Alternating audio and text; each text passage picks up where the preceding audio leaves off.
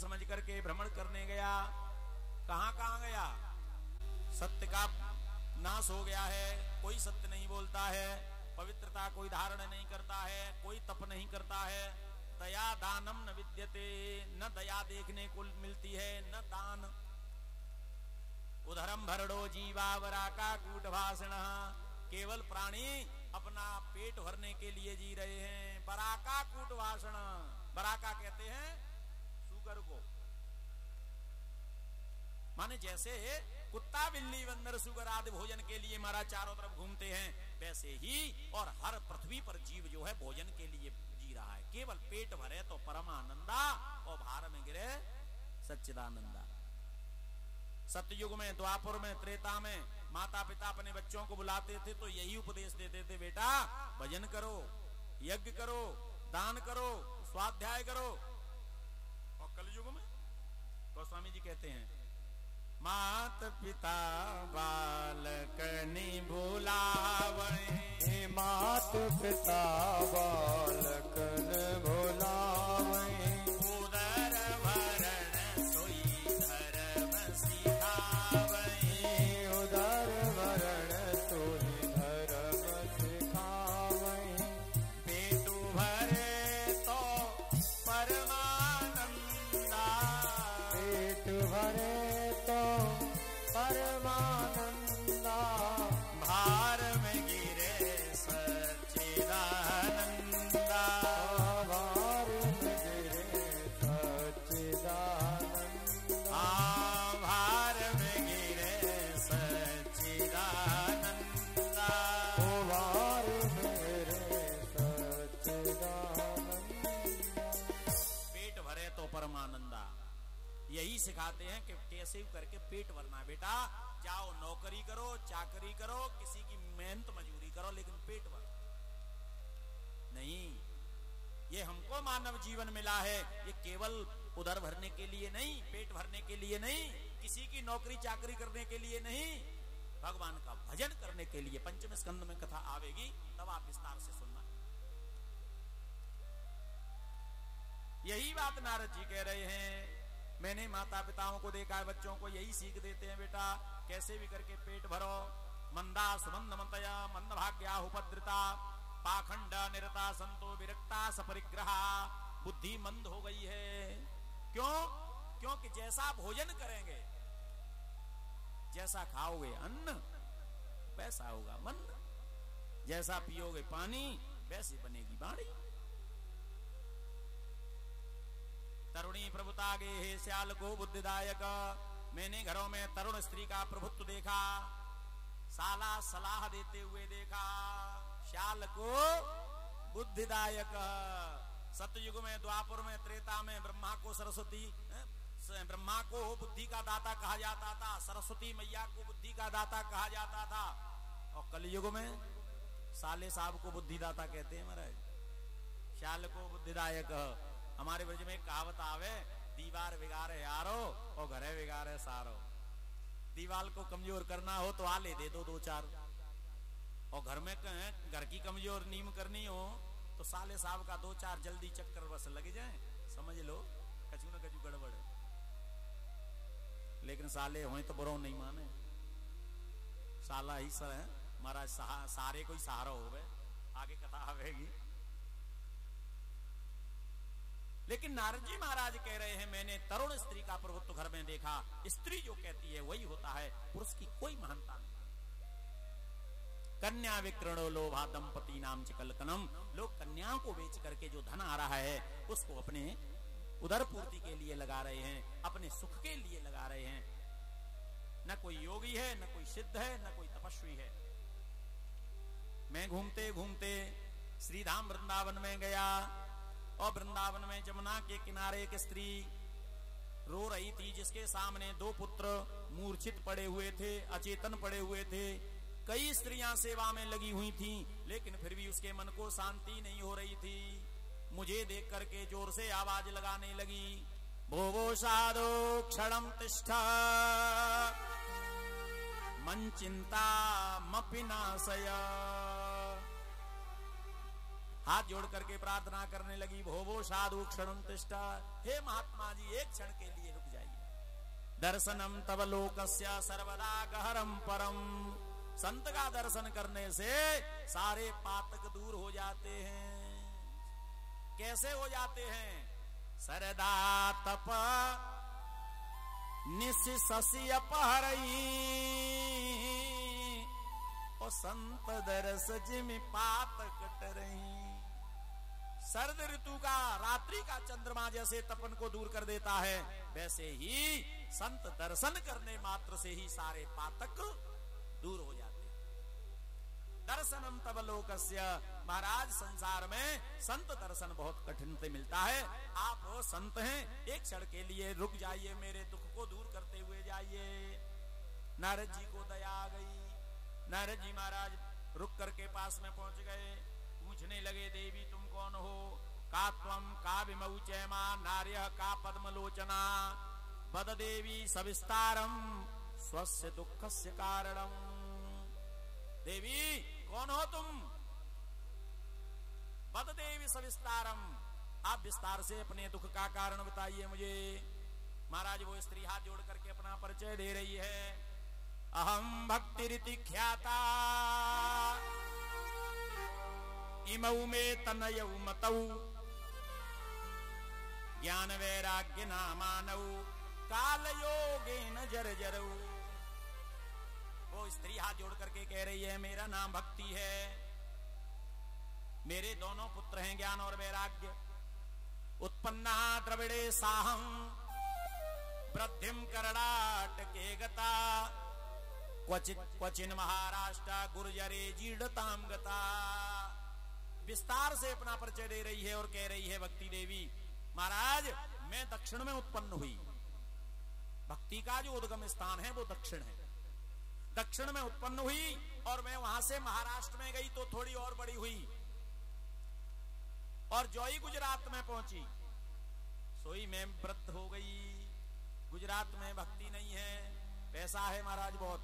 अब तो खैर भक्ति हो गई है, क्योंकि अब विद्वान ब्रजवासी आदि महाराज संत महात्मा लोग खूब प्रचार प्रसार भागवत का भी करे हैं, भक्ति का प्रचार हुआ है, तो अब तो भक्ति होने लगी है, लेकिन पहले नहीं थे।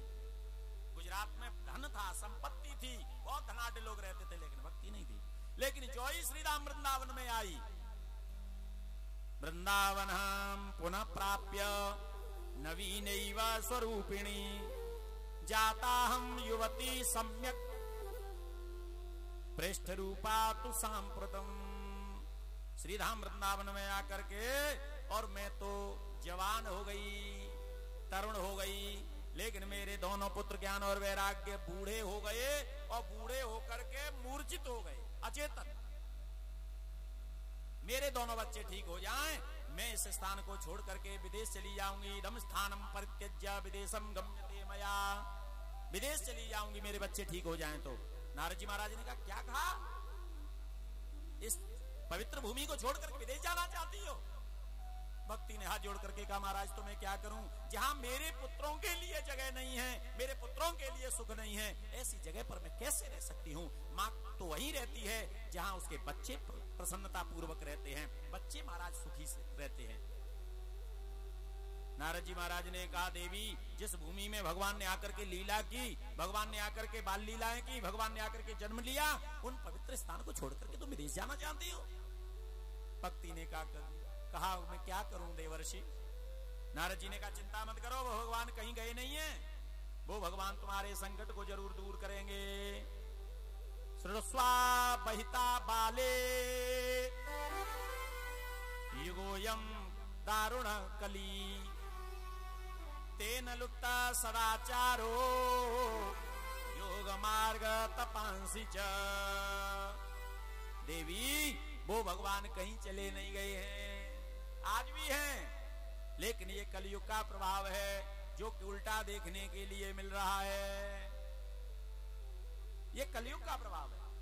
भक्ति कहने लगी, कलयुग को परीक्षित जी ने जीवित क्यों छोड़ दिया, उसे तो मार देना चाहिए था। नारद जी महाराज ने कहा, कलयुग में एक सारभूत गुण है, उस गुण को देख करके परीक्षित जी महाराज ने मुक्त कर दिया था, जीवित कर दिया था। क्या गुण है कलयुग में? माने जिस वस्तु में गुण ही गुण होते हैं उसमें अवगुण होता है कोई न कोई एक, और जिसमें अवगुण ही अवगुण होते हैं उसमें कोई न कोई एक गुण भी होता है। क्या गुण है कलयुग में? यत बलम नास्ति तपसा न योगेन समाधिना तत्फलम लभते सम्यक कलौ के सव कीर्तनात्। जो फल द्वापर में सतयुग में त्रेता में यज्ञादि करने से मिलता है, योग साधना करने से मिलता है, जप आदि करने से मिलता है, वही फल कलयुग में केवल भगवान का कीर्तन करने मात्र से मिल जाता है।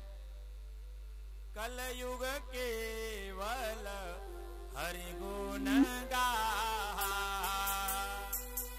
केवल हरि गुण गाहा, कलयुग केवल हरि गुण गाहा, कलयुग केवल हरि गुण गाहा, गावहि नर पावहि भवथाहा, ओ गावहि नर पावहि हर थाहा, गावहि नर पावहि भवथाहा, ओ गावहि नर पावहि भवथाहा।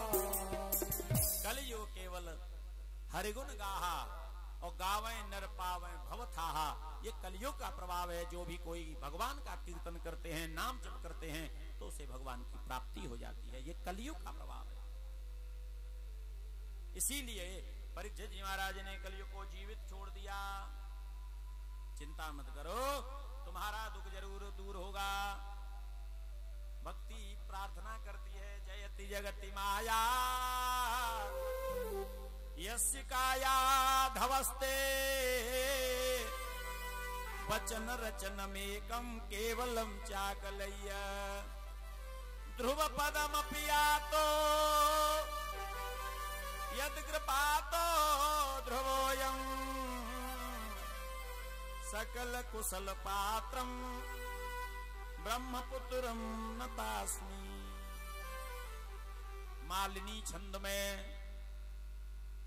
भक्ति ने नारद जी महाराज की प्रार्थना की है, जयत जगत माया यस्य काया धवस्ते।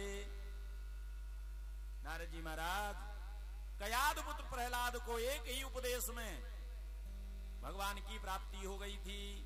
ध्रुव जी महाराज को आपने ही मंत्र दिया था और आपके ही वचन से ध्रुवलोक उनको मिल गया।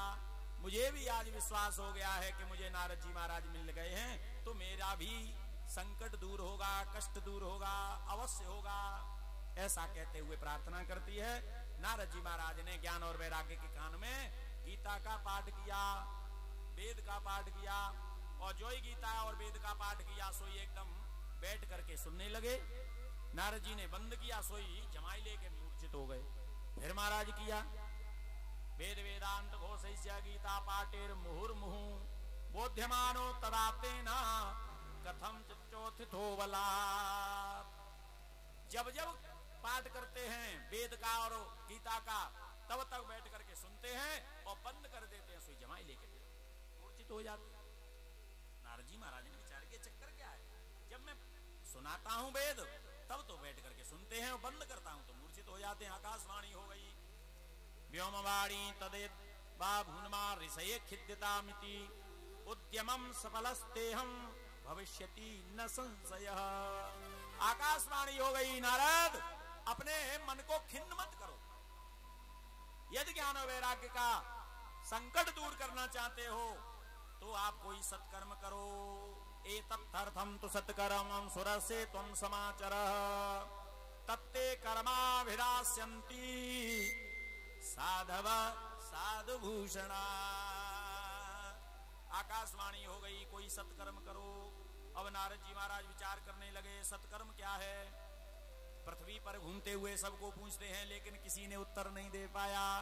आज बद्रीनाथ धाम में सनक सनंदन सनातन सनत कुमार ब्रह्मा के चारों पुत्र मिले, तब पूछा, गुरुदेव वो सत्कर्म क्या है जो आकाशवाणी ने हमें करने के लिए कहा है? सनत कुमारों ने कह दिया सत्कर्मा सूचको नूनम ज्ञान यज्ञ स्मृतो बुधई श्रीमद्भागवतालाप सतुगीता सुकादिवी। नारद वो सत्कर्म ही श्रीमद्भागवत सप्ताह ज्ञान यज्ञ है। श्रीमद्भागवत सप्ताह ज्ञान यज्ञ करो तो ज्ञान वैराग्य का दुख दूर हो जाएगा। नारद जी महाराज कहने लगे गुरुदेव क्या वेद से भी बढ़कर के भागवत है? बोले नहीं, वेद से बढ़कर के नहीं है। तो सनत कुमारों ने कहा वेद वृक्ष है, वेद वृक्ष है, उस वृक्ष का पका हुआ फल है श्रीमद् भागवत महापुराण। जो स्वाद फल में होता है वो वृक्ष में नहीं होता है। रस होता है वृक्ष में, लेकिन स्वाद फल में होता है। यहां प्रमाण दिया है संत कुमारों ने, आमूलांग्रम रसम तिष्ठ नास्ते न स्वादते यथा सभूय संप्रसक भूता फले विश्व मनोहर। आम के वृक्ष में रस ही रस होता है, लेकिन आप आम के और तने में मुंह मारोगे तो क्या होगा? दांत टूट जाएंगे।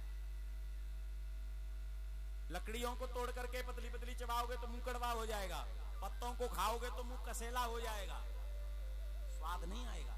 स्वाद कब आएगा? जब आप बाजार में जाकर के बढ़िया पका हुआ आम लेकर के खाओगे, एकदम मुंह मीठा हो जाएगा, आनंद आ जाएगा। रस उस वृक्ष से ही महाराज उत्पन्न हुआ है, और उस वृक्ष के रस से ही जो फल आया, उस फल में जो रस है महाराज वो मिठास है। तो कल्प वृक्ष, वेद रूपी कल्प वृक्ष का पका हुआ फल है श्रीमद् भागवत महापुराण।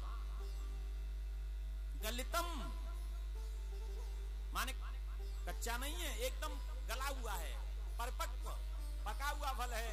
न कच्चा है, न छिलका है, और न इसमें गुठली है। त्याज्य वस्तु तो कोई है ही नहीं।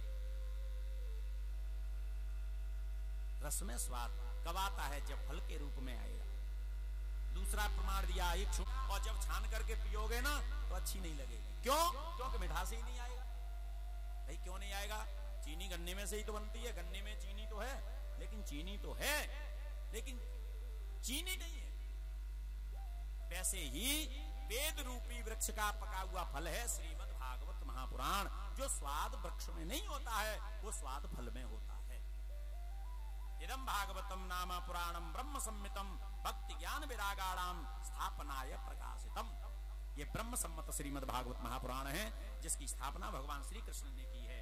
भाग्योदयेन बहुजन्म समर्जितेन सत्संगमं चलवते पुरुषौ यदा वै अज्ञान हेतु कृतमोह मदांधकार नासं विदाहि ददोदयते विवेक।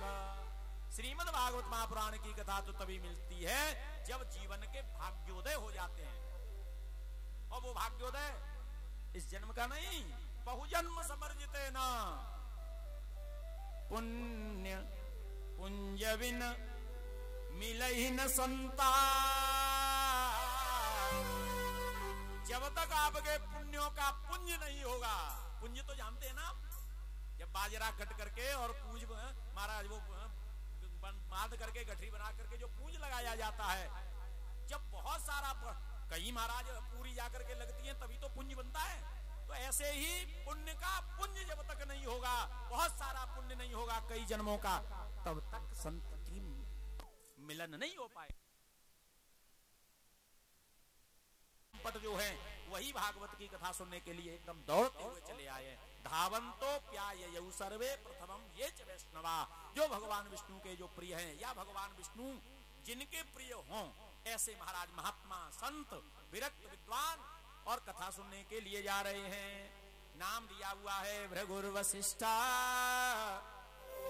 चवनस्य गौतमो मेधातिथिर देवल देवरातौ रामस्तथा गादिसुतो साकलो मृकंड पुत्रा त्रिज पिप्पलाद। भृगु वशिष्ठ च्यवन गौतम मेधातिथि देवल देवरात विश्वामित्र, साकल, मृकंड पुत्र, पिप्पलाद, योगेश्वर, व्यास, पाराशर, छायासुक, जाज्वल्य मुख्या सर्वेप्यमी मुनिगणा सहपुत्र शिष्या स्वस्त्री विराय युतिरति प्रणयन युक्ता। अपने पुत्र और अपने शिष्यों के सहित सभी लोग जा रहे हैं। महाराज भीड़ लग गई। नगादयो येयुस्तत्र देव गंधर्व दानवा गुरुत्वा तत्र नायातान भृगु संबोध्य चानयत।